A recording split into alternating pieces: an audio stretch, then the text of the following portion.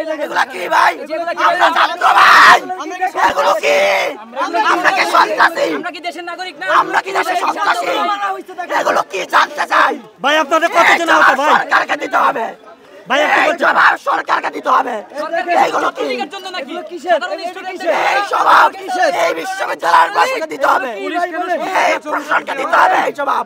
Police ছাত্রলীগের সাথে একত্রিত হয়ে আমাদের উপরে হামলা করেছে। আমরা তো সন্ত্রাসের বিরোধিতা করি। এই যে ওর কথা একটু নিব। পুলিশ কি করেছে? পুলিশ ছাত্রলীগের সাথে একত্রিত হয়ে আমাদের উপরে হামলা করেছে। আমি বলি পুলিশ আমাদের উপরে নগ্ন হামলা চালায়।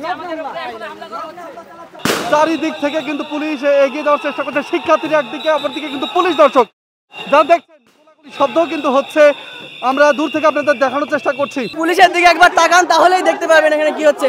আমরা আন্দোলনকারী সাধারণ শিক্ষার্থী, আমাদের কাছে কোনো অস্ত্র কিচ্ছু নেই। আমাদের উপর টিয়ার গ্যাস, গুলি, এমনকি ককটেল অব্দি ফুটিয়েছে। আমাদের অনেক ফ্রেন্ড, অনেক আমাদের শিক্ষার্থী যারা আছে সাধারণ, তারা আমাদের হলে আশ্রয় নিয়েছে। আমাদেরকে বলা হয়েছিল 6টার মধ্যে হল ছাড়ে দিতে। এখন আপনি ঘড়ির দিকে তাকালে দেখতে পারেন 6টা বাজেনি, এর মধ্যে কেন আমাদের অ্যাটাক করা হলো। আমাদের অনেক ফ্রেন্ড আহত হয়েছে। ইভেন আমরা যে মেডিকেলে নিয়ে যাবো সেই সুবিধাটা আমাদের দেওয়া হচ্ছে না। এইদিকে সামনে আমাদের পুলিশ, আমরা যদি এদিকে শাহবাগে যাই সেখানে আমাদেরকে ছাত্রলীগ আমাদের উপর আক্রমণ করতেছে। তো এই অবস্থা আমরা কি করবো? আমাদের শিক্ষকরা আমাদেরকে নিরাপত্তা দিতে পারতেছে না।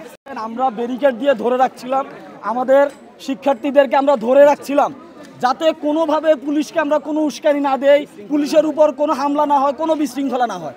আপনারা সাক্ষী, কোনো শিক্ষার্থী পুলিশের গায়ে হাত দেয় নাই, পুলিশকে কোনো ধরনের উত্ত্যক্ত বাক্য বিনিময় করে নাই।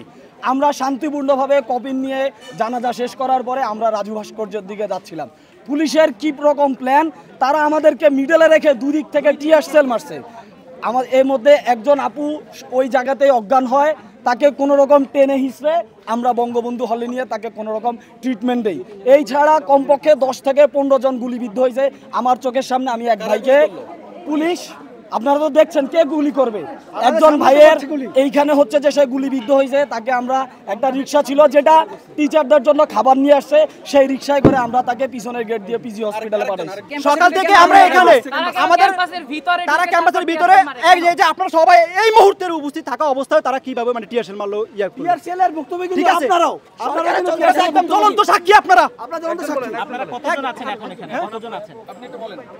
আমাদের এখানে প্রায় 2-3 হাজারের মতো শিক্ষার্থী আছে, কিন্তু ছাত্রলীগ আমাদের বিরুদ্ধে প্রথম দিন থেকেই পেটো বাহিনী রূপে চড়াও হয়েছিল। আমরা শান্তিপূর্ণভাবে আন্দোলন করেছি সবসময়, আমরা কারোর উপর চড়াও হয়নি। ছাত্রলীগ সবসময় বাহির থেকে, ঢাকা উত্তর মহানগর, দক্ষিণ মহানগর, গাজীপুর থেকে টুকাই এনে যাদের যারা 5 পাস না 8 পাস না তাদেরকে দিয়ে দেশের সেরা বিদ্যাপীঠের অনার্স মাস্টার্স করা ছাত্রদের উপর হামলা করে।